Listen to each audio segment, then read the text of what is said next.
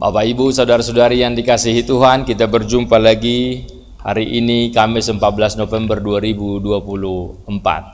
Kita tentunya masih merasakan kebaikan Tuhan dan selalu baru berkat-Nya tiap hari, maka biarlah kita selalu bersyukur atas segala kemurahan-Nya.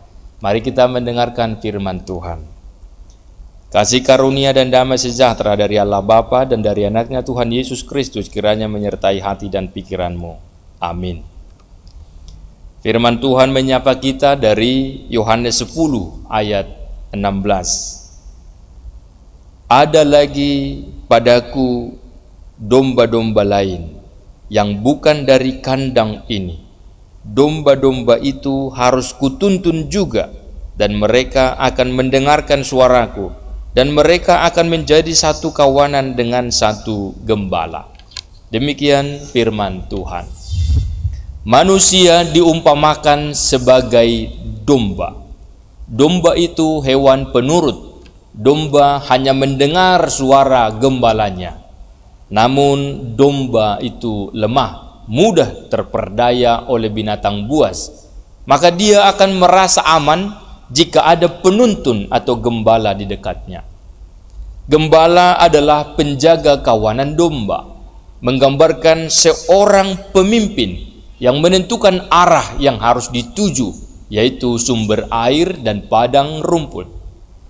Demikianlah Yesus, gembala atau pemimpin yang sesungguhnya mengarahkan hidup manusia yang lemah karena dosa itu kepada Allah sumber kehidupan.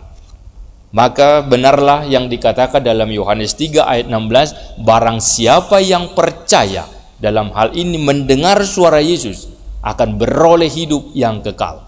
Yesus berkata, akulah gembala yang baik.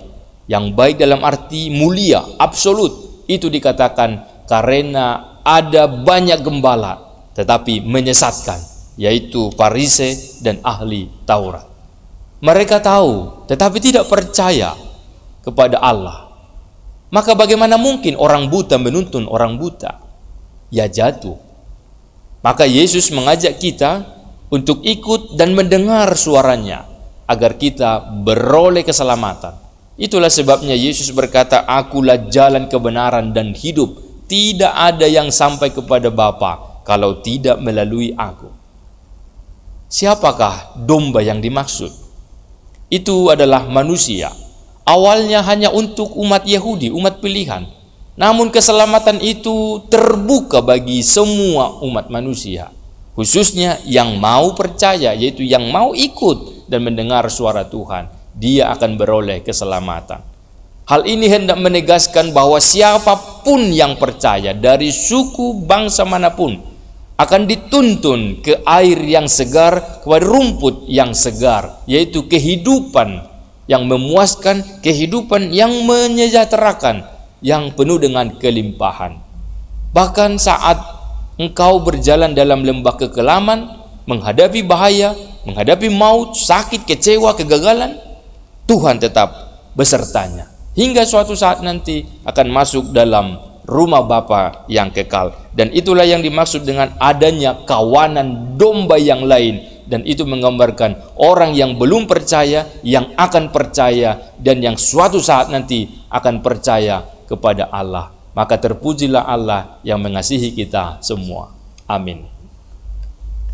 Ya Tuhan Allah, kami bersyukur Engkau mencari kami, Engkau mengangkat kami menjadi anak-Mu, Engkau memulihkan kami, menjaga dan memberikan apa yang kami butuhkan. Sungguh Engkau mengerti segala sesuatu yang kami harapkan, yang kami butuhkan, dan Engkaulah yang akan menjadi teladan dalam hidup kami, dan Engkaulah sumber kehidupan kami. Biarlah kami percaya kepadamu, baik dalam duka maupun dalam suka, sebab tidak ada gembala yang baik seperti Engkau ya Allah.